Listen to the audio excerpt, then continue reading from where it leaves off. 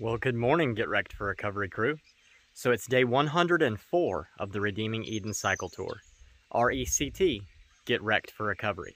A bicycle trip across the United States of America to raise awareness that there are addiction recovery options available, that you don't have to die in your addiction. There's churches, celebrate recoveries, and rescue missions all over the nation, all over the world, that just want to help you, talk to you, and love you if you find yourself bound by addiction. So I'm here at Mount Zion Baptist Church in Grassy, Kentucky. It has been quite grassy. You can see kind of one of the hills over here that just goes up forever with cows up there on top. That's a barn way at the top to show you kind of the scale of how big that hill really is. So anyway, last night was good over under the pavilion. Everything was fantastic. Did not get rained on. However, it rained hard. The wind blew in hard. It was really interesting. I actually kind of quit cutting and editing the video because I was like, man, I'm not going to sleep much tonight. Well, with this squall coming through, I'll be up when that happens, so I'll just go ahead and like cut the music in later. I got everything done but the music. That rain came through and the wind started blowing cold, and I crawled up under that sleeping bag and I went right back to sleep. So this morning I got up, I had a little friend here. I'm going to call him Ghost. He's been just kind of following me around and getting all kinds of pettings. But yeah, so this morning when I got up, I was actually like 6 o'clock because a lady came through hunting her horse. She had to go wrangle her horse. And she came through quick and loud with her vehicle. And when she came back by, I waved at her and she was like, I saw him yesterday, you know, riding his bicycle. So she asked me if I was okay. I said, I am. Is there a restroom near here that I could use? She said, you know, my daughter's house is right over here. I can let you in. So she went and actually caught the horse with her trailer and then let me in over there to use the restroom. And we chatted for a little bit. And so then I came back up here and I am uploading the video right now as we speak from yesterday. So yeah, I've got everything packed up on the bike. I am ready to go. I am going to try to make it as far past Boonville as I can. I'm thinking Hazard.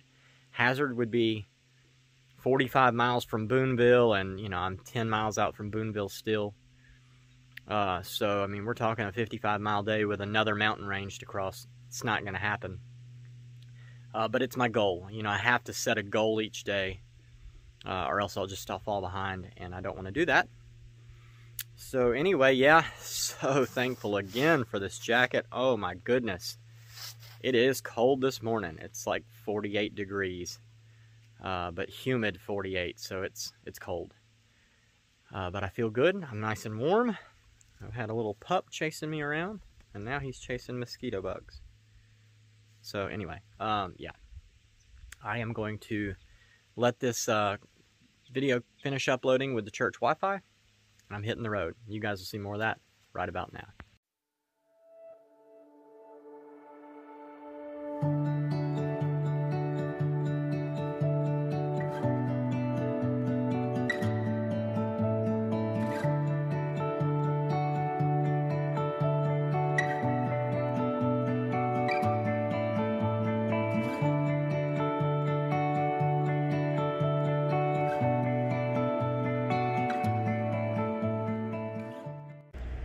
I think we might have a problem here.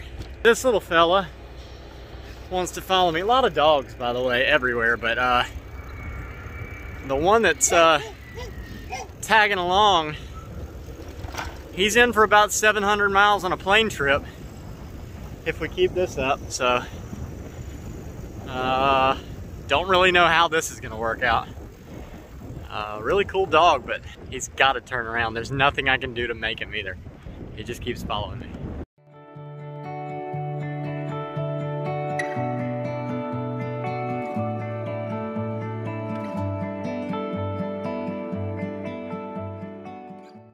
All right, so Daniel from the church, if you're watching this, that dog finally left me about 4 miles up the road and went off into the woods to chase a squirrel, and I was able to start. It's right where the downhills really start to go. But anyway, so I'm climbing this hill, which is about 6 miles in, right before I get to Vincent. And I get a phone call, and it's Byron from Sonora Post Office. He was like, "We got your package." I was like, "Can you refuse that and send it back to, or just have UPS send it back to the people who shipped it?" And he was like, "I sure will." And I explained what happened.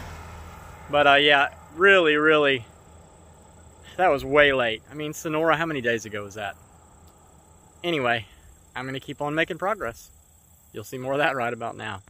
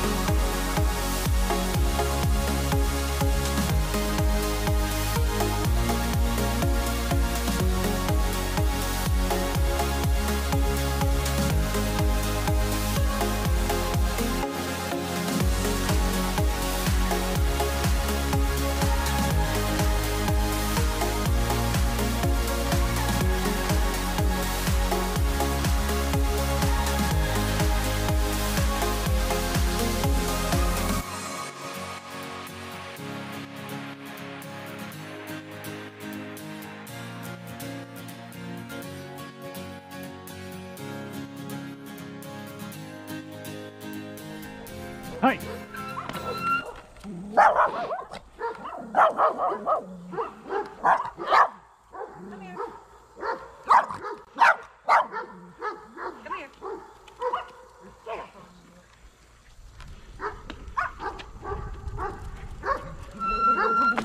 I promise you it won't feel good.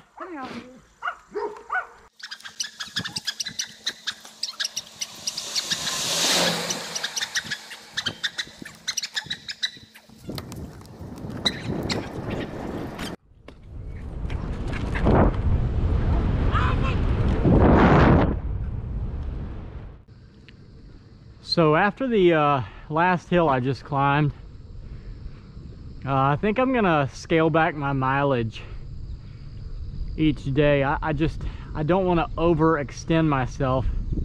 You'll see the size of the hill based on how this is kind of the mirror image going down the backside. But the hills are getting a lot bigger and longer as far as the ascent is, and so I think I'm going to go back to 30-35 miles for this section of the Appalachians, because it's really hard to push the bike all the way up the hills, because either A, I'm just not powerful enough, B, I've got too much weight, or C, there is a lower gear somewhere I can get, and I just haven't researched it out fully. I know that like 18 inches of chain pull, or whatever they call it, is a normal low end, and I don't know what this one is, but it's not good on the old legs of mine. I don't know if it's just the fact that I'm getting a little bit more tired as I'm, 104 days into riding without much of a break, or if it's just the whole fact that my setup is a little bit off. Either way, you can tell by the amount of time that I've come down that hill at a pretty decent speed. I don't know if I'll be able to get the GPS to load. And I mean, I'm still going downhill, but the big part, the steep part, is what I just came down. That's a long way to walk or push a bike up a hill. I just can't do it in the lowest gear. For some reason, it's still, even though it's like Mike was saying, a quarter turn, 1 1/4 turns of the pedal for 1 turn of the wheels. About 100 yards into a climb like that, my heart gets going so fast that I just have to stop. It's too high of a heart rate. I don't have such a high heart rate when I walk the bike, but still, it takes a lot of extra effort. Also, I kind of laid down on that porch of that regular Baptist church back there, and I didn't really doze off, but I guess a caterpillar, well, I know a caterpillar crawled into my shorts, between my bike shorts and my outer shorts that I wear. And it was one of those big red fuzzy Appalachian things, and I didn't know that it was in there until I started feeling like weird itching. So I've got about 30, I don't know if it's bites or if it's like the little furry bits or poisonous barbs or what, but it was definitely not a normal caterpillar for me. And my leg is kind of itchy and a little bit numb on my right leg, right thigh. Where I grabbed him out of my shorts, my finger's a little itchy and numb too. So I don't know if you know what kind of caterpillar that is. It's like really red, fluffy, hairy, fat caterpillar. I'll have to find one. I see them crossing the road often, and I'll try to insert a video here if I find one. But yeah, so whatever that is, it is causing me a little bit of discomfort. I called ahead to Buckhorn campground, and I think I'm gonna stay there. That would put me at 30 miles for the day, but I think I'm gonna judge my mileage at least into Christiansburg, Virginia. This section of the Trans-America Trail is 360 miles with 36,000 feet of climbing, which is more than, wow, that's beautiful, which is more than Mount Everest by 7,000 feet. But you know, that's essentially 100 feet every, what, mile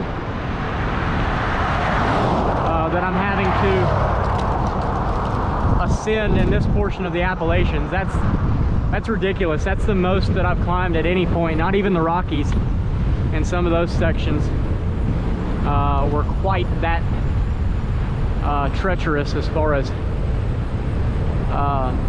climbing is concerned. So either way, I may just judge the rest of the Appalachians off elevation rather than mileage, and, you know, do it that way, like 3,000 or 3,500 feet of climbing, and just make that it. If I was going to go the 60 miles today, it was going to end up being like 5,500 feet of climbing, and that's a mile straight up in the air. That's almost like, that's actually a little more than the McKenzie Pass climb was back in Oregon, and I was only able to go 20 miles that day. So anyway, that's it for now. I'll just mute the video here and speed it up so you can kind of see some of the beautiful stuff I'm getting to ride through. I'm totally okay with the elevation and the miles because of the scenery I'm getting to see. Don't like the dogs though. Anyway, here we go.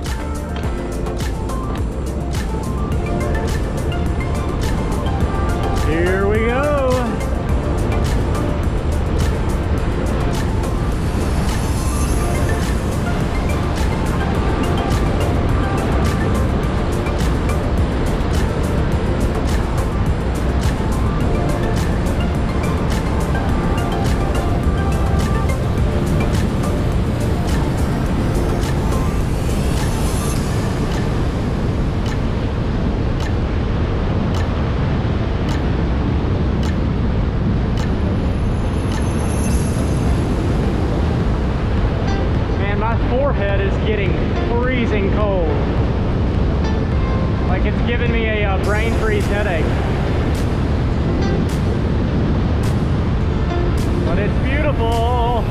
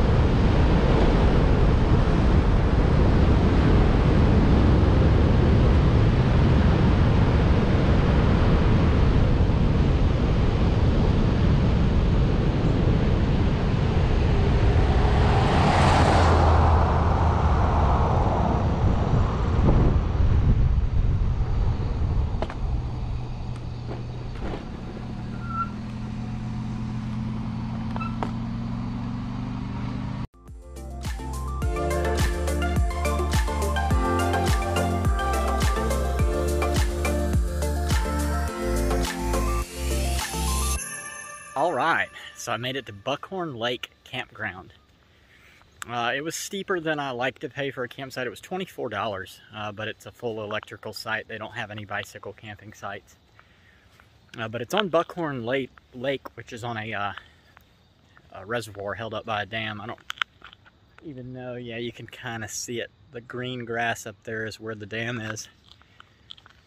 But it is stunning. Like, wow. So I came here to the site straight across from the bathroom, and the dam releases into this river. And it's actually kind of like surrounded by this river, a creek, and then what they call the tailwaters, which is like the creek or river that comes down from the valley that I just rode down into here. So anyway, it's as far as I'm making it today.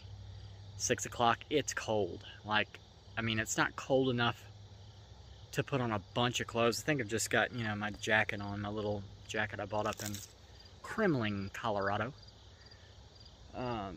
But if I was going to keep coming down like a mountain pass, I would have had to put my jacket on. It's like right here was just, oh, it was rough.